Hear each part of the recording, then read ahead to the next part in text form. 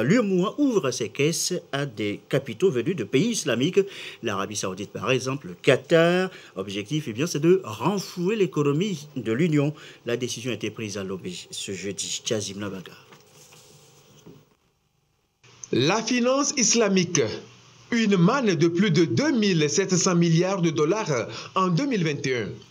Entre 2014 et 2018, 4 pays de l'Union monétaire ouest-africaine, la Côte d'Ivoire, le Sénégal, le Mali et le Togo ont mobilisé avec seulement l'émission de 6 soukouk ou obligations islamiques la bagatelle de 864 milliards de francs CFA.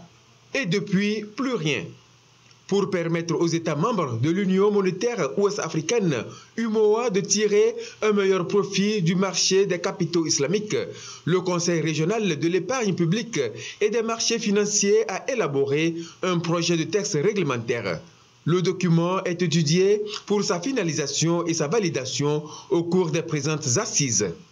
On a trouvé les voies et moyens pour permettre aux États d'émettre, mais aujourd'hui, si on veut que ces initiatives-là se réédite, il faut mettre en place un cadre, il faut former les acteurs, il faut renforcer la confiance dans cet instrument. Et donc c'est un peu à tout ça que nous essayons de travailler, surtout qu'aujourd'hui la finance islamique montre un potentiel quand même assez important. Potentiel énorme, mais aussi principe à respecter.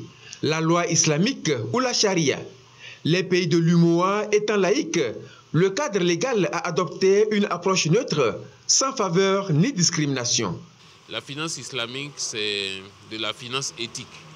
Donc, c'est de la finance qui est censée accompagner le développement de nos économies en investissant dans des projets compatibles avec le droit musulman.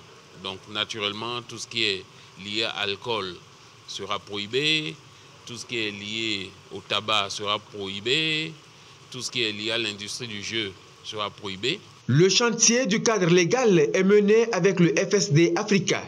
Il est élaboré par le consortium IFAS et Kramer-Levin. Une fois adopté, le cadre réglementaire sera soumis au Conseil des ministres de l'UMOA. Il est également prévu l'adoption d'une feuille de route pour l'émission de produits financiers islamiques et pour le développement du marché des capitaux islamiques dans l'UMOA. L'autre temps fort des travaux, l'amendement du règlement général du CREP-MF et de la BRVM. Le Conseil régional de l'épargne publique et des marchés financiers est l'organe de régulation du marché financier de l'UMOA qui veille à la protection de l'épargne, à l'information des investisseurs et au bon fonctionnement du marché financier régional.